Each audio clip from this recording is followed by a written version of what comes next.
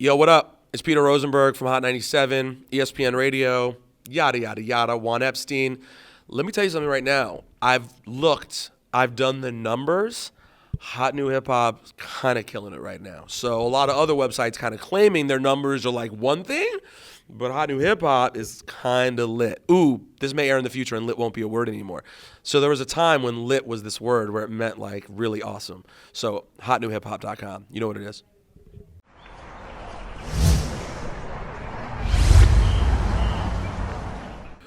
I ended up at Hot 97 8 years ago when my friend Frank Miller told me that Ebro was looking to get a hold of me, and Ebro had just become the program director.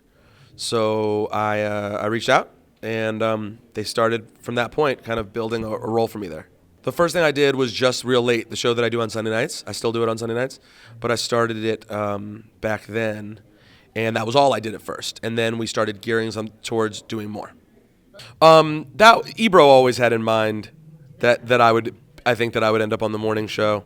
And I think he just wanted to find a way to build me in. So he was like, let's give him this little show. And we're not going to tell him that's our plan, but we'll start seeing if it's a thing.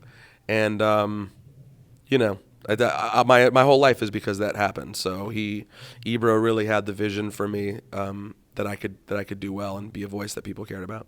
How do you develop that skill? I don't know. I've worked on it for a long time, and I wasn't always good at it. I always thought I was good at it. I wasn't always good at talking to people. But I listen to other people. I grew up listening to Howard Stern, and Bob Costas had a show I really liked, and sports talk radio hosts that I liked, and late night hosts that I like, and just longer form interview segments that I liked, and over time, did it badly and then did it better and now do it pretty good. I mean, there's still times when I think I could have done better, it just depends, but I'm honest. Honestly, I'm not the biggest researcher. I'm not going to lie to you. I usually interview people that I'm really into already, so my research has been happening forever. I try to avoid interviews with people that I don't know anything about because, I don't know, it just seems like a waste of their time and mine. And if I know their name is really hot and people want to hear from them, I'll go look them up and let me listen to some music and see if there's something, I should know about. But, I try to interview people that I have an authentic interest in, so I don't have to just go read their Wikipedia page 5 minutes before they walk in. And I'd rather, honestly, if they tell me this person's big, you have to interview them, and they don't know anything about them. A lot of people think I'm unprofessional, but I like being like, so what do you do? Tell me about everything. Especially because they've never done our platform before. So I don't think there's any shame to that. Like, you'll get the super fans who write to you and like, how dare you not know? I'm trying to think of an example. Like, it'll be someone who's on the Freshman 10, who they have their own following that people love, but we don't know them yet. And they'll be like, how dare you not know? And I'm like, well, I'm sorry. We have a lot of artists to deal with, and they didn't honestly earn a place here yet that we should have to know who they are yet. There should be sort of a bit of a system in earning your way through the media that you get. So I don't feel bad about that. I just try to interview people that I care about talking to. So I'm not the best person necessarily to speak on the process of music getting on the radio because I choose my own music for my Sunday night show, and I don't have to answer to anyone on it, and that's not common. So I pick music that I like. Sometimes you play music that record labels send you and they say is something that they're interested in working, that they're getting behind. And you might be like, oh, cool. Well, I want to get behind this too. And since I know it's your priority and I know I like it, then I want to support this song. Sometimes I just pick something and feel like playing it. The process of going on a specialty show, though, versus getting into rotation is a totally different thing. So the reason records are played a lot is because you have new audiences all the time. So repetition of favorite songs, even though people complain about it, and I do too, it makes sense. You literally lose audience when you play new music. Okay, so everyone's like, why don't you play new music all the time? And it's like saying when you go to a talk radio show, why don't they talk about random new topics that no one has really even talked about yet? Well, that's not what happens when you go to talk radio. They're talking about the big issues of the day.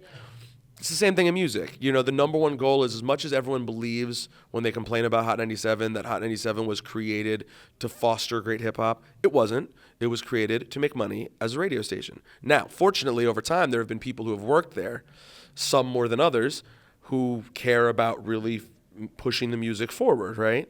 And then you get really great moments and really special things. But ultimately, you're always having to answer to a company that's trying to make money. Some companies are better and more caring about the culture than others. Emis, who owns Hot, I believe to be the best. And I believe they really do care about the culture and don't want to dilute it. But if you were to ask me if what's their number one priority, hip-hop or making money, I'm going to say, well, I hope making money because they sign my paychecks. So that's what their number one priority is. So playing songs repetitiously is better for ratings, which is better for the bottom line. No, in England, it's the same way. You have to play British artists. In Canada, it's not the same in the U.S. There's no required anything. The only thing you're required to do on radio is have a public affairs show for like 1 hour a week. So as long as you have your public affairs show, well, we have Lisa Evers on the air at Hot, and she does a show called Street Soldiers where she talks about issues that are relevant to the community. So as long as you have your community affairs show once a week, that's really the only thing you have to do. Listen, I am sure payola exists, and this sounds so terribly generic, but like I've never seen it. So I've had people offer me money on the street before, and I get very offended and try to walk away in a way that doesn't make them want to hurt me, because if you're the kind of person who's morally out of the gate being like, yo, how much to get played, what else are you willing to do? So I just try to like remove myself from those conversations. I'm sure payola is a real thing. I've never seen it. I think the things that are more common, like everyone wants to, it's so easy to just picture someone handing an envelope and a CD and they're like, you know what to do.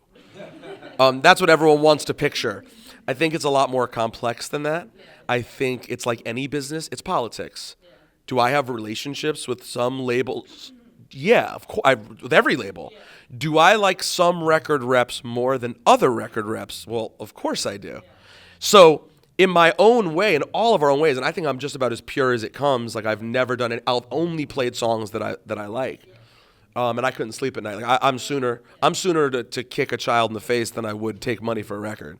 No offense to the child who I kick in the face, but I wouldn't take money for a record. But that being said, I mean it's you're human being. So is there built-in politics that I'm sure exist and affect all of us? Absolutely, I'm sure. But I don't know about. I've had my own suspicions in over the years of things I've seen happen at past radio stations or with other DJs that have been like, that's curious. But I've never, no one's ever been like, so here's how it works. Yeah. So if it's some big radio Illuminati plan, I haven't made it to a high enough level, or they deem me too dangerous to be a part of that Illuminati. So I just came up with this the other day, and it's brilliant. So I want to warn everyone that be ready. So what's happening with radio, with internet radio, is the same thing, in my opinion, that's happening with cable television, right? So everyone's saying, we don't want you to tell us what to watch or hear. We want to choose for ourselves. Then they're going to get all these a la carte options, right? And everyone's going to have an a la carte option. And over years, 10, 15 years, it's going to take a long time, this whole a la carte thing is going to happen, and people are going to go out and grab their things. I want this, I want this. And then I'm like, you know what? There are too many a la carte options. If there could just be one place that would choose it for me, I would like that better. And I believe that eventually cable will come back around. It'll be a new version of cable that claims to be different. And in some way, it's like, no, you can pick your packages or whatever.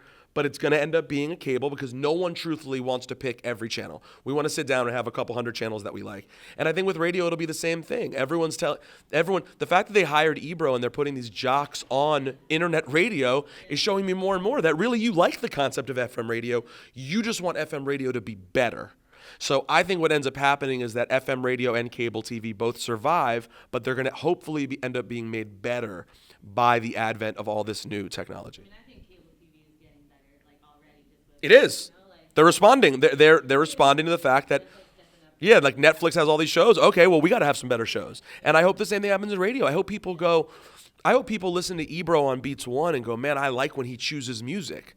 And then maybe Hot 97's like, hey, Ebro, why don't you choose some of the music on the morning show? You know, because we don't choose the music on the morning show. I mean, occasionally we occasionally like a music director and a program director. And, you know, Ebro used to choose it when he was the program director, but now he doesn't. So other people choose it. So the other day we got a new Jadakiss, and we're like, yo, let's play the new Jadakiss. So like we'll have moments where we do it. But by and large, we don't do that. So maybe over time, the influence will lead to us doing that.